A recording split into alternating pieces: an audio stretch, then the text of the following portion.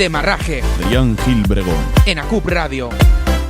¿Dónde va Enric Mas? Pero porque está Sule y yo creo que quiere hacer hueco con... Roma y Mar del Pastal difícil. Mavi García va a ser segunda. Mavi García va a ser segunda. Arranca Marsolera en cabeza de carrera. Richard Carapaz desde Ecuador ha salido por el córner. Ojo al ataque de Richard Carapaz. Alejandro Valverde, campeón del mundo. Se lleva las manos al casco, no se lo cree D'Artagnan. No me lo creo yo tampoco. Julian Alaphilippe va a ser campeón del mundo. 2, 1... Pogačar, ahora sí lo podemos decir, campeón del Tour de Francia 2020. Con todos ustedes tengo el placer de presentarles un día más Demarraje, aquí en ACUP Radio.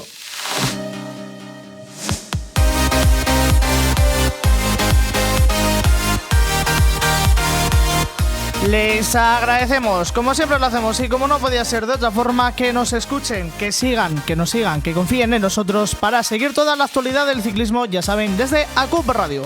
.es, también en la aplicación de ACUP Radio y en nuestras redes sociales, en facebook.com/ciclismo demarraje, en Twitter @demarrajeweb y en nuestro canal de YouTube buscándonos como Radio Demarraje. Les recuerdo que además nos pueden comentar con lo que les apetezca. Un saludo de quien les habla, Adrián Gil Bregón. Abrimos el libro de ruta por la página 380.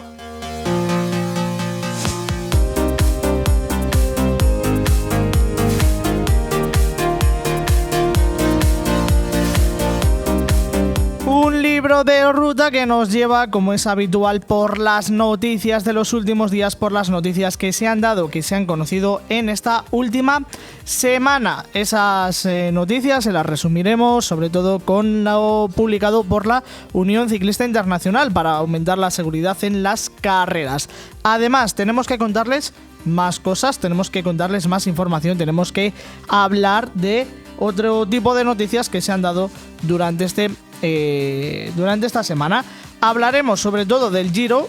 Va a requerir un capítulo especial porque hablaremos con Alejandro Rodrigo, quien nos contará de primera mano su opinión y con el que analizaremos el recorrido del Giro de Italia para esta temporada, para este año 2021. Todo eso y mucho más aquí en Demarraje, porque es que además también tenemos próximas carreras. Hablaremos de lo que nos espera este fin de semana.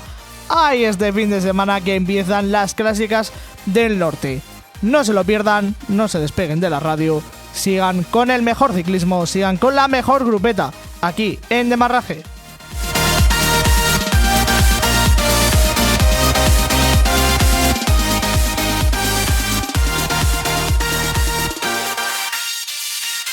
Hola, buenas tardes. Muchas gracias a vosotros por preocuparos del ciclismo. Yo estoy muy contento de haber podido terminar esta vuelta. Muy buenas, Adrián. De este título. Él fue el mejor ciclista español de todos los tiempos y creo que Valverde es el más completo. Todo el ciclismo, los protagonistas, las mejores opiniones y mucho más sobre el mundo de las dos ruedas en Demarraje. Los lunes y los viernes desde las 17 horas tienes una cita con el mejor ciclismo en radio.acup.es y la app oficial de ACUP Radio, facebook.com/ciclismo Demarraje, Twitter en @demarrajeweb, YouTube en Radio Demarraje.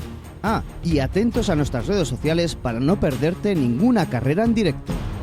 Te sobra más de un minuto, chiquillo. Va a ganar y la victoria en París es para Galefiguan. ¡A pie de carretera! El primer colombiano ganador de un Tour de Francia.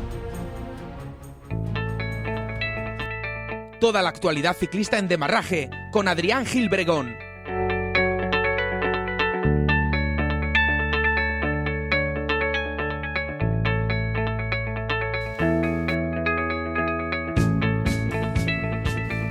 Vamos ya con esa actualidad ciclista, vamos ya con esa actualidad del mundo de las dos ruedas y empezamos con esa noticia que nos daba a conocer la UCI, esas nuevas medidas que se van a implantar a partir del 1 de abril. Empezamos por las vallas en meta, es uno de los puntos más polémicos desde aquella accidente en el Tour de Polonia. Se prohíben que las vallas sobresalgan por debajo a la altura de las ruedas y estará prohibido también que la señalización de los metros que queden para la meta sobresalgan por fuera de las vallas, o además de, por supuesto, la pancarta de meta o el sprint intermedio que tendrá que estar puesta fuera de la calzada. En cuanto a fotógrafos y periodistas, se limita también que bueno, pues estén de forma frontal en la línea de meta, la línea de llegada. Bueno, pues a partir de ahora los fotógrafos no podrán estar donde termina el sprint para evitar posibles accidentes. Es uno de los puntos importantes que ha tenido o que, bueno, pues más peligro generan en el mundo del ciclismo. También hay nueva normativa en cuanto al arrojo de bidones, que solo se podrán arrojar en zonas habilitadas para ellos. Cada 40 kilómetros habrá una zona para arrojar bidones, así que ya saben, si son de los que les gusta ir a coleccionar este tipo de bidones, ahora se lanzarán todos en las mismas zonas. Y posición sobre la bicicleta, se prohíbe ese bichobola, se prohíbe el apoyarse sobre el manillar, y en todo momento los corredores tendrán que tener las manos sobre las manetas. Queda prohibida y sujeta a sanción, como por supuesto el bichobola. Vamos a ver por qué es lo más polémico de esta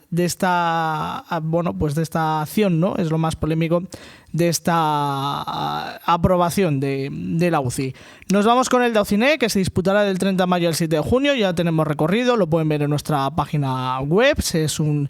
Es el típico test previo antes del Tour, y destacar que se ascenderá el Col de Port, el Col de Pré y la Plange. Son los principales montañas que se ascenderán en estos días de competición, en estas etapas, en esta prueba que presenta hasta 8 etapas. Como digo, el recorrido completo en nuestra página web. Destacar que habrá una crono en la etapa 4 de 16 kilómetros, y también unas declaraciones del máximo mandatario del equipo Jumbo-Visma, de Puig, del director general del equipo, de las que destacamos que, bueno, pues cree en que Tom Dumoulin vuelva a la acción, y en que Tom Dumoulin regresará al ciclismo pronto, y además no descarta que esté en el Tour de Francia. Vamos a ver si se cumple. Declaraciones completas, como siempre, en nuestra página web. Nos vamos a analizar el Giro. En Discovery Sport fabricamos ropa deportiva personalizada para un montón de deportes, y ahora especializados en running y ciclismo. Visita nuestra web en discoverysport.com, solicita más información en el teléfono 670 31 80 52, en el mail comercial@discoverysport.com, y si lo prefieres, en nuestra fábrica de Palencia, situada en calle Sevilla número 18, junto al Punto Limpio. Seguimos atacando en Demarraje, donde podrás encontrar todo el ciclismo con la mejor grupeta, porque tú cuentas. Esta semana hemos conocido ya por fin el recorrido del Giro de Italia. Como decía en la intro, estará Alex para analizarlo. Alex, por fin. Sí, por fin tenemos el recorrido del Giro de Italia. Se ha hecho de rogar, porque después de tantos meses esperando conocerlo, porque es la primera grande que se va a disputar, y ha sido la última en desvelar este recorrido, y lo ha hecho este miércoles. Lo primero te voy a preguntar, bueno, ya hemos escuchado, ya ha habido gente que lo ha ido comentando, que es un recorrido un poco tipo Vuelta a España.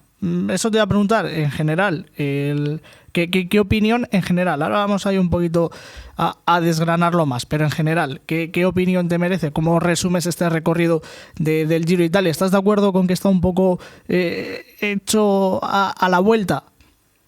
Sí, siempre el Giro de Italia es la gran vuelta en la que tiene un recorrido más atractivo, con kilometrajes superiores de 200 kilómetros y etapas casi más típicas del ciclismo épico, y donde los corredores van cayendo de maduros. Y este año se ven etapas un poquito más cortas, con menos contrarreloj de lo habitual, y a mí me ha hecho falta un poco algunos puertos de más entidad. No está ni el Mortirolo, ni el Paso de la Gavia, ni el Paso del Stelvio. Bueno, yo creo que tendremos emoción, porque el Giro de Italia es una carrera que suele ser incontrolable para cualquier equipo, pero sí que tiene finales muy, muy explosivos, y no de tanta entidad o de tanta altitud como viene siendo costumbre.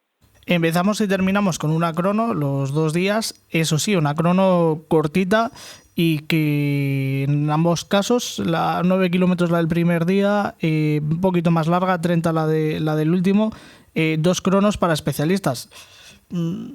Sí, 2 cronos para especialistas, pero esto nos va a abrir, ahora seguimos con el recorrido, pero esto nos va a abrir margen para hombres como Mikel Landa. Sí, el otro día lo comentaba, es justo el año donde Mikel Landa tiene más posibilidades de ganar. Hay muy poca contrarreloj, apenas 38 kilómetros. El primer día con 9 kilómetros donde apenas se van a hacer muchas diferencias. Y en el último día, verdad que son 29 kilómetros, pero más que ser especialista en una contrarreloj, es como usted de fuerzas. Cuando llevas 21 días compitiendo, del que tenga más fuerzas, ya seas especialista o no, se va a llevar el premio.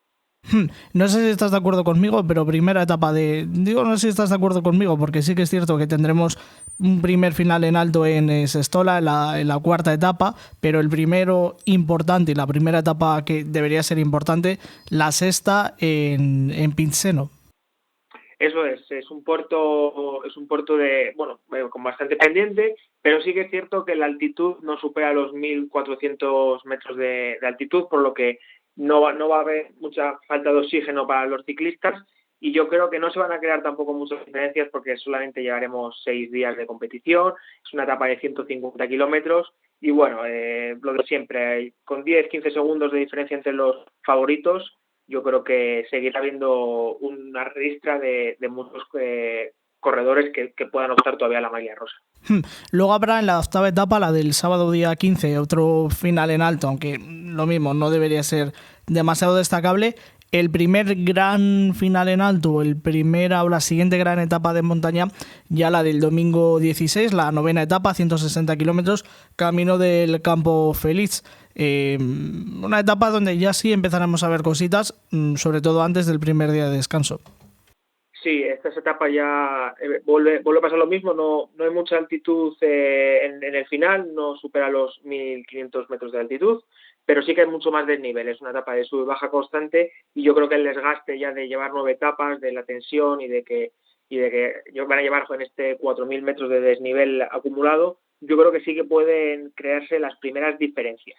Y no lo he dicho, creo que no lo has dicho tú tampoco, no has destacado, pero el último tramo de este rato, la última parte de la ascensión.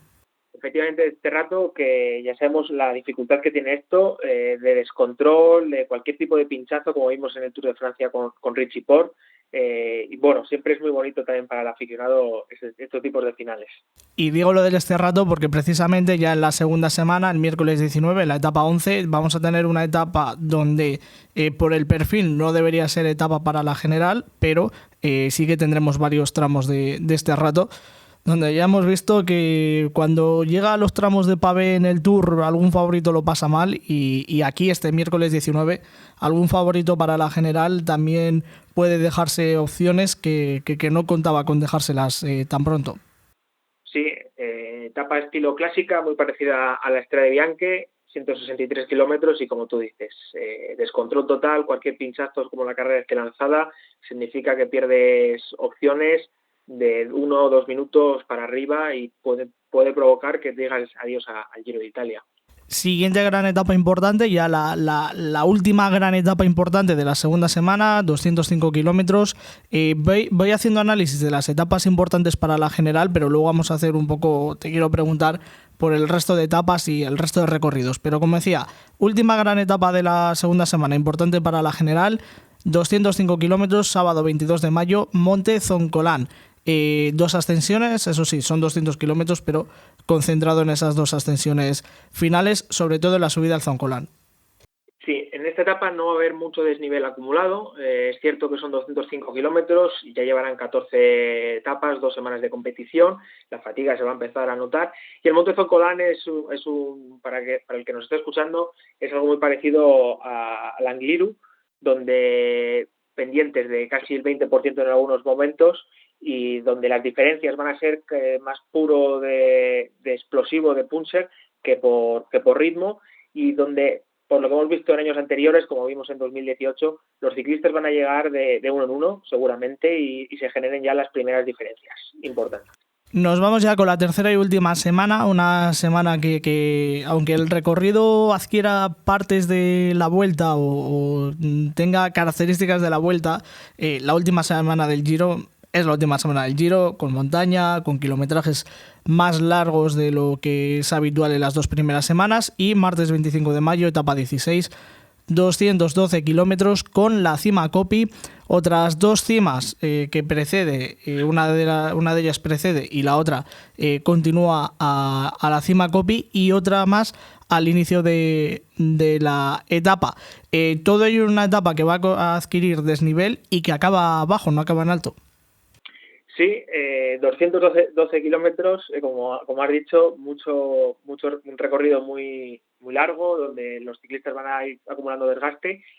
Van a pasar 3 puertos por encima de los 2.000 metros, 2 de ellos muy famosos, el Pordoi, por donde Fausto Coppi le ganó a Gino Bartali, donde se hizo la transición del campeonísimo frente a Gino Bartali, y acabar en Paso de Guiau, que será el último puerto que tengan que subir a 2.200 metros de altitud, y después, como tú bien dices, acaba en un descenso, pero muchas veces esto le da mucho más emoción, porque no se deja nada hasta el último puerto, y el coronar con unos pocos segundos puede suponer mucho tiempo, mucha diferencia en línea de meta, porque el descenso, ser un buen corredor en el descenso, te puede dar esa ventaja que muchas veces en la subida no te da. Y como hemos visto, Renko Evenepoel, que puede ser uno de los favoritos después de su caída en el Giro de Lombardía, este descenso le puede recordar a esos fantasmas del pasado, y veremos si no le pasa una mala factura. Ahora hablamos precisamente de los favoritos y vamos a empezar precisamente por Renko Evenepoel. Antes, segunda etapa de montaña consecutiva, miércoles 26, 193 kilómetros, pero es cierto que la primera parte de la etapa, los primeros 90 son prácticamente en descenso, luego llano, y eso sí, tenemos 2 ascensiones al final. Subida en alto, termina en alto la etapa, va a ser importante, pero quizás un poquito menos, o seguramente un poquito menos que la del día anterior. Sí, aquí es verdad que después de la paliza que se van a pegar en el día anterior, van a tener como 130 kilómetros muy suaves, para ir descargando las piernas, y después es verdad que tienen 2 ascensiones muy importantes. No hay mucho desnivel acumulado positivo, pero sí es cierto que son casi 200 kilómetros, y el último puerto los corredores van a ir cayendo de maduro, y seguramente gane el que más fuerte está de resistencia, más que de fuerzas, porque seguramente con 17 etapas ya en las piernas todo escasea. Últimas oportunidades para los escaladores, viernes 28 y sábado 29, el viernes 178 kilómetros, 3 ascensiones y nueva ascensión o final en alto en Alpe d'Huez. Sí, etapa muy similar a la penúltima, con 3 puertos, no tienen mucha altitud, ninguno de ellos supera los 1.500 metros de altitud, por lo que, como decíamos, el oxígeno no va a faltar en esas cimas, pero son 180 kilómetros donde sigue el desgaste y los corredores irán notándolo en las piernas, y bueno, y un final bastante duro, donde seguramente veamos quién está llegando más fuerte a estos últimos 3 días. Y el sábado 29, última oportunidad para los escaladores, 164 kilómetros, pero también es cierto que, por cierto, etapa que traspasa o gran parte del recorrido se hace en Suiza. Decía que los primeros 70-75 kilómetros son prácticamente llanos. Veremos ahí si hay pelea por la fuga, porque puede ser un terreno para desgastar. Y eso sí, luego se encadenan 3 puertos, que aquí sí que la altitud va a ser importante, porque 2 de ellos superan los 2.000 metros y la última llegada en alto está a 1.700. Así es, son 3 puertos de muchísima entidad, sobre todo el primero, el que tienen que pasar el Paso San Bernardino, y aquí seguramente es un terreno de mucha emboscada, donde el que no tenga casi o esté bastante lejos de la maglia rosa lo intentará con un ataque suicida 50 en el penúltimo puerto, y seguramente donde los corredores estén sin gregarios y sin un compañero desde el penúltimo puerto, y veamos una lucha de tú a tú en el último puerto, que es en la subida del Alpe Mota, y ahí se decidirá seguramente el Giro de Italia. Y terminamos ya el domingo 30, como hemos dicho, con una crono de 30 kilómetros totalmente llana en Milán. Empezábamos igual, con una crono en este caso en Turín. En general, recorrido del Giro que empieza en el norte, termina en el norte, pero hace un recorrido por toda Italia como es habitual. El resto de etapas, ¿cómo ves las etapas llanas? Hay etapas muy planas, como viene siendo habitual en el Giro, quizás un poquito más cortas, lo decíamos, que en años anteriores, excepto esa última semana que está la típica etapa llana de más de 200 kilómetros, pero sí que es cierto que el kilometraje, como comentamos al inicio, es un poquito más pequeño, un poquito menos que en otras ocasiones, en otros años. No sé si hay alguna etapa que se me ha quedado a mí ahí en el olvido y que dices, mira, esta puede ser importante. Y todo esto a expensas de lo que puedo hacer, como siempre, cuando aparezca el viento, etcétera. Sí, yo pondría la etapa 12, el jueves 20 de mayo, que empieza en Siena y acaba en Bagno di Romana. Son 210 kilómetros con puertos, no de mucha entidad, pero son 4 puertos puntuables, un sube y baja constante. Hay mucho de nivel positivo y es 2 días antes de la famosa subida al Monte Zocolán. Creo que ahí se van a probar ver las piernas para ver cómo se encuentran antes del primer tercerio. Y sobre todo quería hacer yo un último ya apunte en cuanto al recorrido. En esa etapa larga de más de 200 kilómetros llana de la última semana, que precisamente 228, que precisamente fue la que se suspendió en 2020, que se tuvo que acortar por el mal tiempo. Lógicamente, octubre no es mayo, no se va a celebrar en la misma fecha, pero bueno, ahí queda ese precedente que se tuvo que acortar y bueno, pues vuelve el Giro a incorporar una etapa tan larga como es habitual. En principio no debería haber mayor problema porque las fechas no son iguales, pero sentó ese precedente. Sí, yo creo que está muy acertado Mauro Begni, el director del Giro de Italia, en poner esta etapa, porque es una etapa de mucho desgaste, que los corredores ya están agotados, sobre todo los que no están luchando por la general. Es una forma de desgastar a los gregarios y a corredores que pueden ayudar a sus líderes. Y 228 kilómetros, ojito, que como haya viento, como alguno quiera liarla, con las pocas fuerzas que hay, puede ser una escabechina. Hablamos de corredores, ya hemos hablado de Mikel Landa, me hablabas de Evenepoel. Yo es que con Evenepoel tengo dudas. Y tengo dudas de lo que va a aguantar 3 semanas. Me da miedo decir si va a aguantar, porque seguramente lo aguante, ¿no? Y aguante un buen nivel. Pero es que el precedente que teníamos en 2020, la Vuelta a Burgos, y ya el primer día se tomó la alegría de hacerse una escapada a 50 kilómetros de meta. El primer día en Picón Blanco, bueno, pues fue absolutamente deslumbrante, hizo un pedazo de etapa, pero el día de Lagunas de Neila quizás le pasó un poco factura ese esfuerzo. Está claro que en el Giro hay que llevarle atado y hay que llevarle, oye, pues que esto es muy largo. La duda es si lo van a conseguir. Bueno, yo creo que tienen la posibilidad de colocarse líder si Filippo Ganna se lo permite en el primer día en Milán. Y yo creo que bonita pelea la que vamos a tener ya desde el inicio, con esos 2 galgos. Sí, porque Remco Evenepoel es el único que le ha podido ganar una contrarreloj hoy en día a Filippo Ganna, lo hizo en el Tour de California. Y bueno, le vendría bien no ponerse líder en el primer día, porque llevar la María Rosa tantos días es un desgaste para su equipo, ya se vio con Joao Almeida. Y yo creo que, bueno, vamos a ver cómo se recupera. No sé, de momento le quedan 2 meses y medio para empezar, 3 meses para empezar el Giro de Italia. Todavía no ha competido, no sé en qué estado de forma está. Bueno, vamos a esperar. Va a ser un Giro de Italia muy abierto porque no hay un corredor que digas, bueno, va a estar por encima de todos. Quizás Egan Bernal es el corredor que más puede ser ese candidato a favorito. Y a ver cómo está de esos problemas de espalda. Eso es. No sé cómo estará. Se le vio bien en el Tour de la Provenza, en la subida a Mont Ventoux, se le vio bien, pero tampoco se le vio tan excesivamente fuerte, porque Julian Alaphilippe le aguantó bien en un puerto de mucha entidad y sus números en el puerto no superaron más de los 6,1 kilovatios por kilo. Pero bueno, es seguramente el favorito a llevarse este Giro de Italia. Sí que es verdad que hay corredores como Mikel Landa que este recorrido le viene bien, las montañas del Giro siempre son sus favoritas porque es donde mejores actuaciones ha hecho. Me queda la duda si no se va a venir abajo o el día del Esterrato no va a tener esa mala suerte o algún abanico. Lo mismo me pasa con Thibaut Pinot, que no le estoy viendo bien en este inicio de temporada. Creo que ya su cabeza ha dicho va hasta las grandes vueltas y quiere empezar a luchar por etapas.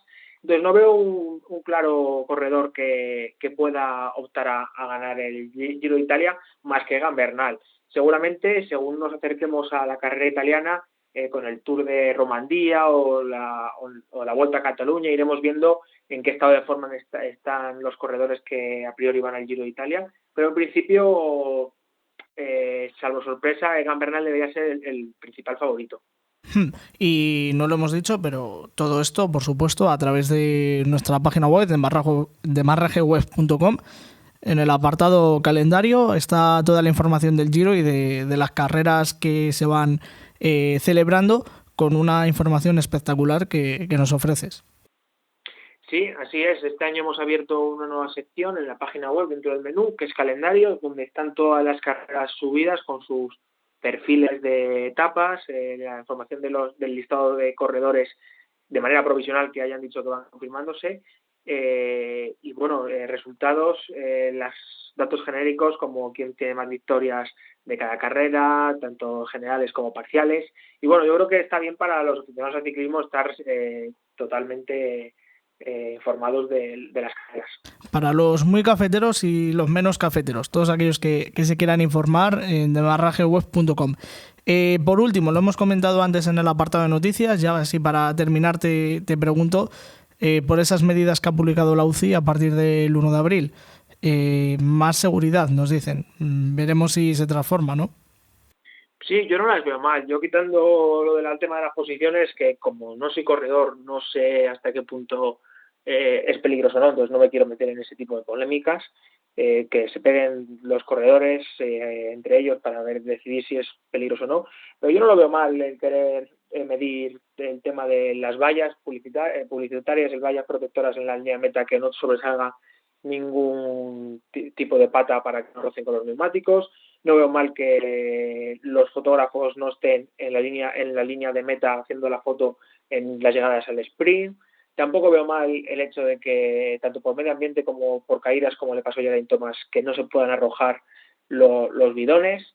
Sí es cierto que habrá que ver en contexto de que a un bidón se pueda caer, porque es normal que con el traqueteo, imagínate con el traqueteo del Ezerrato, con el adoquín, algún bidón se puede caer, pero no veo mal este tipo de acciones que haga la UCI, y como tú dices, ahora hay que ver si las organizaciones de las carreras lo cumplen.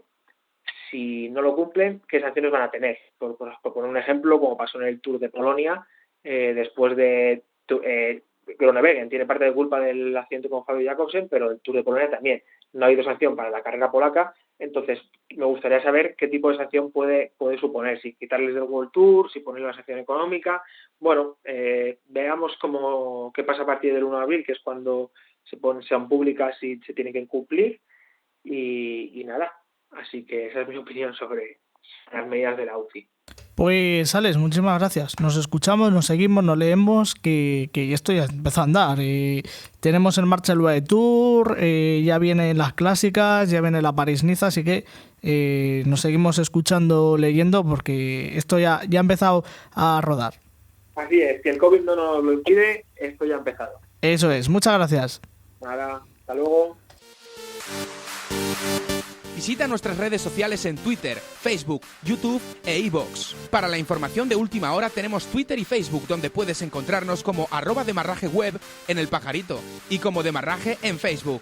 Y para volver a escuchar el programa, te esperamos en YouTube o en iVoox con el mismo nombre, Radio Demarraje. Todo el ciclismo con la mejor grupeta en Demarraje. Saca la agenda y apunta las próximas carreras que no te puedes perder de la mano de Adrián Gilbregón en Demarraje.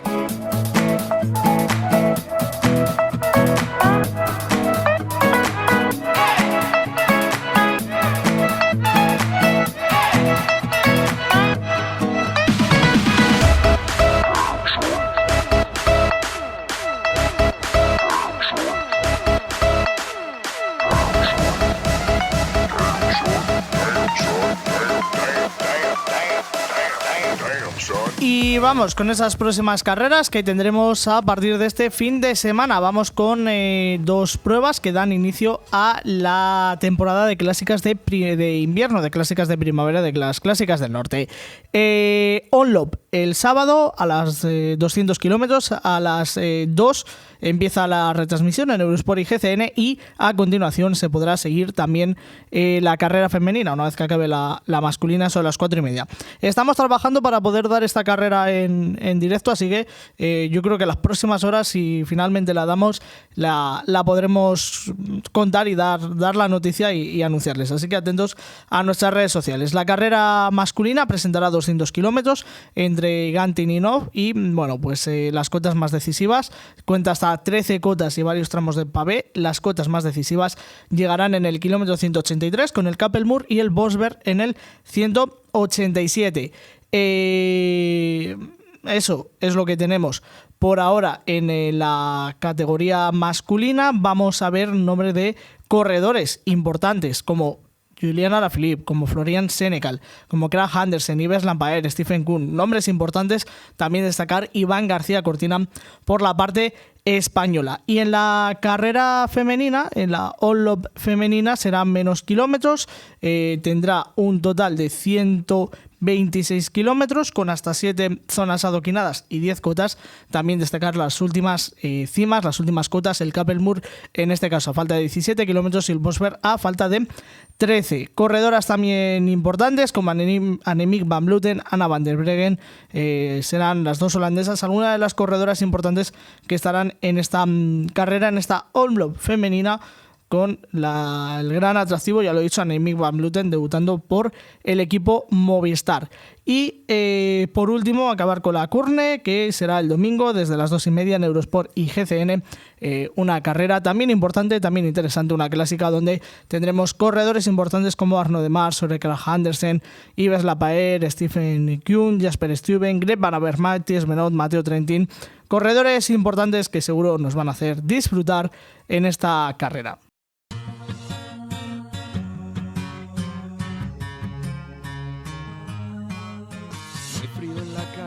Y hasta aquí llega Radio Demarraje por hoy. Ya saben, nos pueden volver a escuchar como siempre en demarraje.com, en facebook.com/ciclismodemarraje y en Twitter en @demarraje.com. Y recuerdo, además, desde hace unos días también nos pueden seguir en nuestra página, en nuestro canal de Spotify, buscándonos como Radio Demarraje. Un saludo y nosotros, recuerden, salgan a pedalear. Nosotros nos vemos el lunes o mañana, ya veremos. Si finalmente nos vemos mañana, atentos a nuestras redes sociales. En todo caso, el lunes sí o sí nos vemos con mucho más ciclismo. ¡Hasta luego!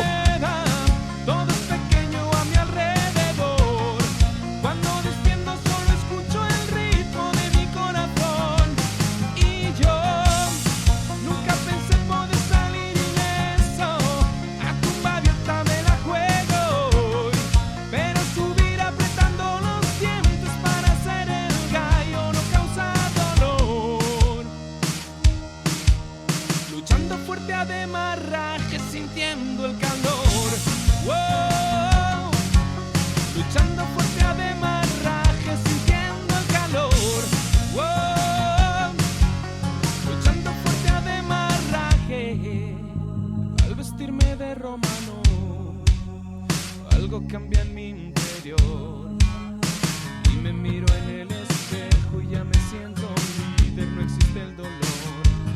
Noto la victoria y en mis piernas voy a tu rebufo, voy chupando rueda, todo es pequeño a mi alrededor. Cuando desciendo solo escucho el ritmo de mi corazón y yo pensé poder salir ileso, a tumba abierta me la juego hoy, pero subir apretando los dientes para ser el gallo no causa dolor. Luchando fuerte a demarraje, sintiendo el calor. ¡Wow!